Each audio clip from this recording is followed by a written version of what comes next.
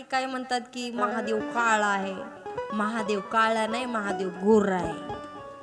कर्पूर गौरम करुणावतारम संसार सारम भुजगेंद्रहारम. गौरवर्णीय भोलेनाथ आहेत.